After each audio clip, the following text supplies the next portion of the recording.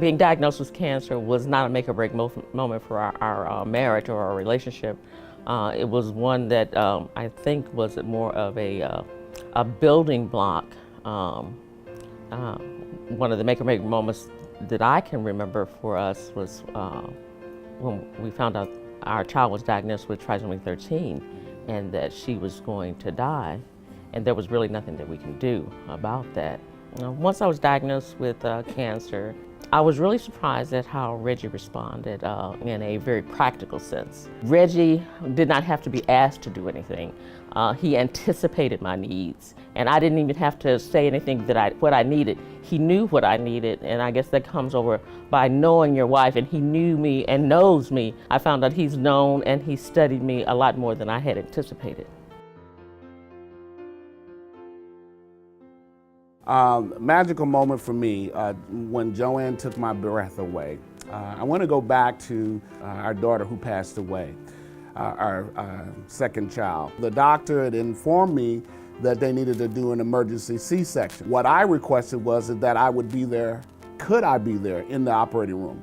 And the doctor gave me the okay. What took my breath away was to see my wife laying there. And it took me to my knees, that this is the woman of my children, the love of my heart, and yet she is here and I can't help her, and she is extremely helpless. And that just, from that point on, I said, I can never leave her, not for what she has gone through. You've never told me that. I know.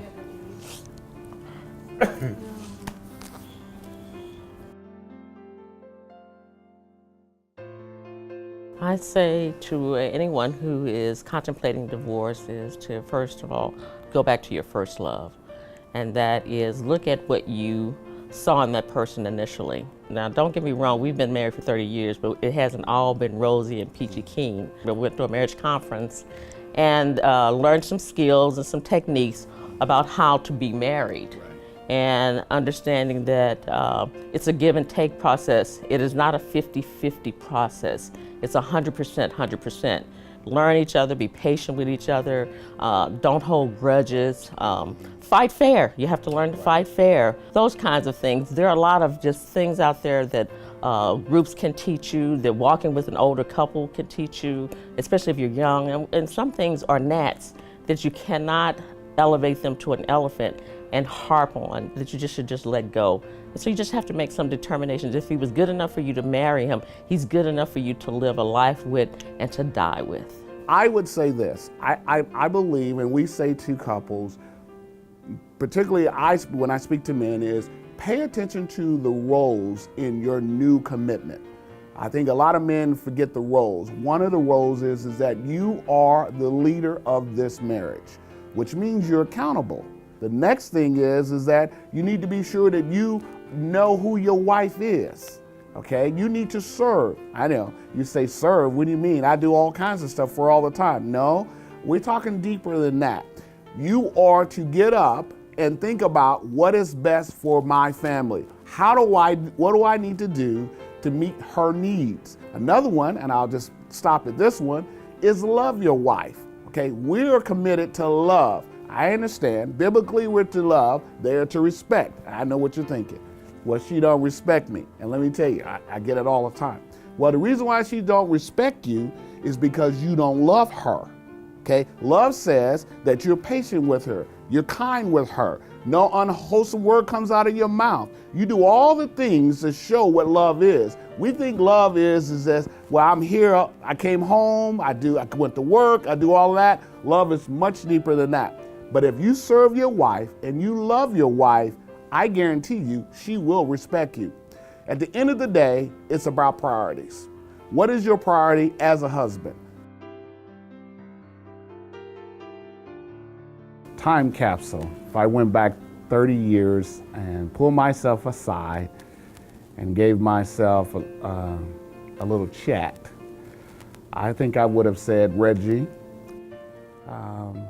don't take climbing the corporate ladder so seriously. There's a cost to what you're doing. You might want to take a look at that and be sure that it's going to be worth it. I needed somebody that would truly love me and all of my idiosyncrasies. Reggie has been able to deal with that very effectively and love me through the times when I was manipulated, and love me through the times when, I did not respect him, love me through the times when, I was unsure about things. And yes, he still tries to fix everything, but now at least he's starting to listen and not necessarily fixing things. So he's loved me through all of that, and he's learned me. And I learned that even more so during this past season that we've been going through, that I know that without a doubt, Sorry, man. he loves me.